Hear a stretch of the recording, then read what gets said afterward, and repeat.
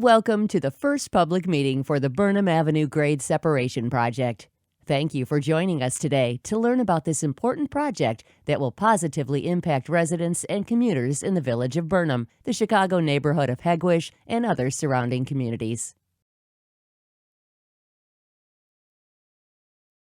During today's presentation, we will introduce the project team, provide an overview of the Burnham Avenue Grade Separation project, discuss the anticipated process, review how you can get involved, and discuss the project's next steps.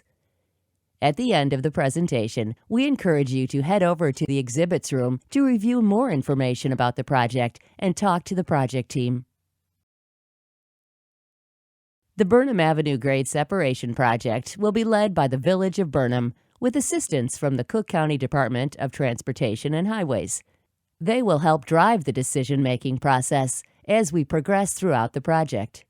Our consultant team will be led by Mott McDonald, who is responsible for the engineering and design of the project, and Maury Alley Communications will lead the public involvement and outreach efforts for the project.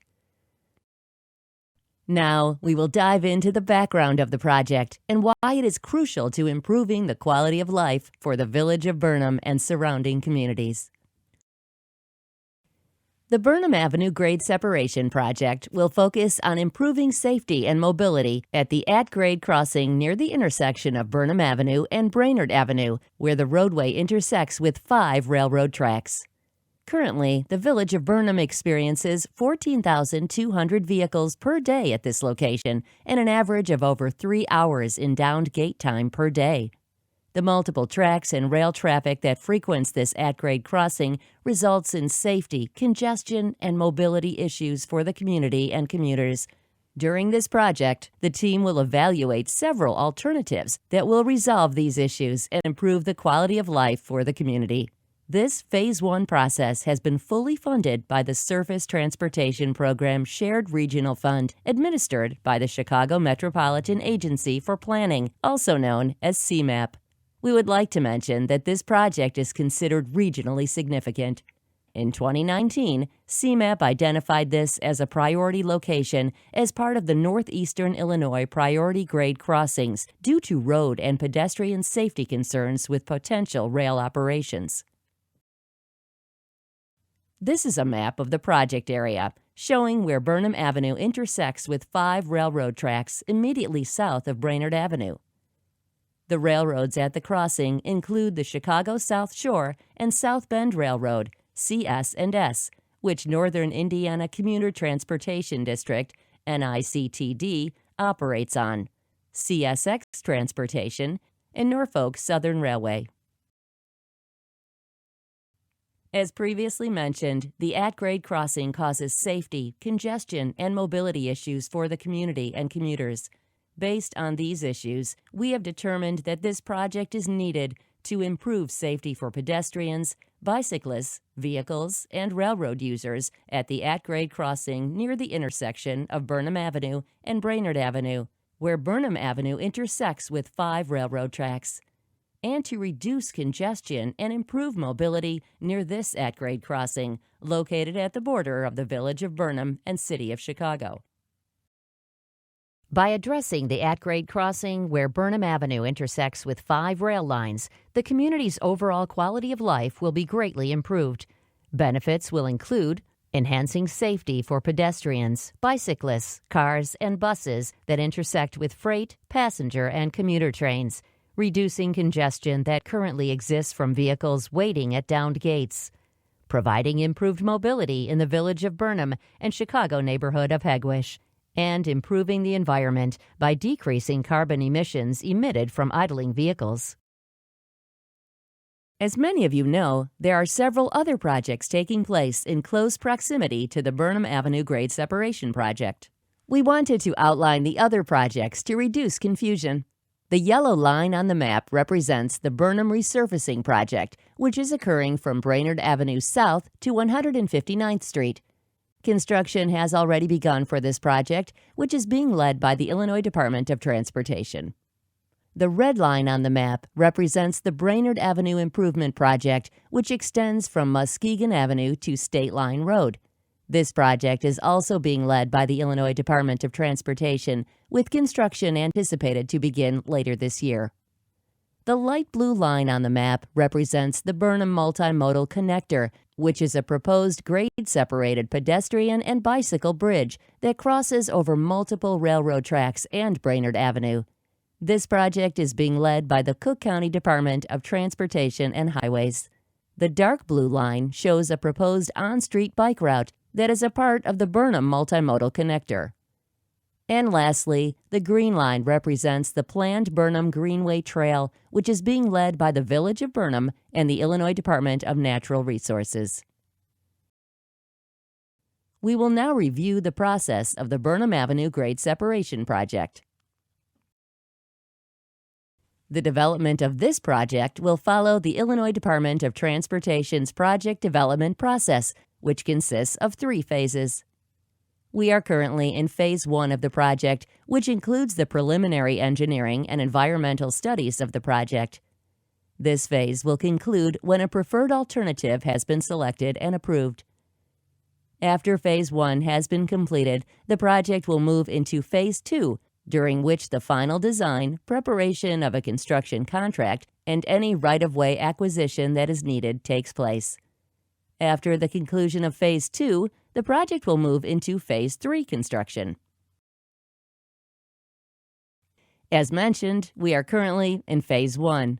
We started this phase by analyzing the corridor's existing conditions.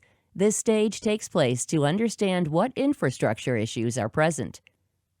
Based on the analysis of the existing conditions, the project team can develop the study's purpose and need, which defines why the project is necessary. The project team will then move to identifying potential design alternatives and develop criteria to evaluate these alternatives. We would like to take a moment to define what an alternative is, which is a potential transportation design that is an improvement from the existing infrastructure. The project team will then evaluate a range of alternatives and identify their potential benefits and impacts. Based on the evaluation of the alternatives, the project team will select a preferred alternative to move forward into detailed design and construction. The Phase 1 process started in September 2021, when we began establishing the project's goals and purpose and need. We also began identifying stakeholders, developing the project's public involvement plan, and collecting data. This portion of the Phase 1 process will conclude August of this year. Then we will begin developing and analyzing alternatives, which we anticipate will take place from August 2022 to August 2023. During this step, we will host our second Community Advisory Group meeting and second public meeting. The preferred alternative selection and refinement will then take place from September 2023 to March 2024. This will coincide with our third and final Community Advisory Group meeting and public meeting. Phase 1 is then anticipated to conclude in September 2024. The project team has established a comprehensive and robust set of factors to be considered when evaluating the alternatives. The criteria that will be considered throughout the Phase 1 process will include safety, traffic operations, bicycle and pedestrian access, drainage and utility impacts, railroad operations, environmental impacts, community impacts, land acquisition needs, construction staging needs, and cost. In order to evaluate the alternatives using the determined criteria, the project team collected data in the project area. This consisted of performing surveys, traffic counts, subsurface utility locating, geotechnical fieldwork, and environmental field studies. We would like to note that stakeholders with utilities and infrastructure in the project area will be notified to obtain information that may be needed to comprehensively evaluate the alternatives. We also wanted to take time to recognize that all work performed during this project will be in accordance to state, local, and federal requirements, including the National Environmental Policy Act, NEPA. A primary goal will be to ensure the project fits its surroundings and preserves scenic, aesthetic, historic, and environmental resources while addressing safety and mobility. To help guide the Phase 1 process, we have established two groups, a Community Advisory Group and a Project Study Group. The KEG consists of businesses, community groups, transportation agencies, railroad representatives, and any other organizations that will represent the community and may be impacted by this project. This group's purpose is to be a body that is representative of the community that facilitates the discussion of issues and opportunities on behalf of the constituents. The KEG will meet 3 times throughout the project. The KEG is open to anyone who is interested, so please talk to a project team member after the presentation to learn more about joining. The project team has also established a Project Study Group, PSG. This group assists with providing technical oversight and expertise in key areas as we move throughout the project. This group consists of government agencies, railroad representatives, and a group of engineering and public involvement consultants. We will now discuss the public outreach strategies that the project will follow. This project will follow the principles of the Illinois Department of Transportation's Context-Sensitive Solutions (CSS) policy. This policy is a collaborative approach that provides everyone the opportunity to participate and share comments or concerns about the study's objectives and the alternatives.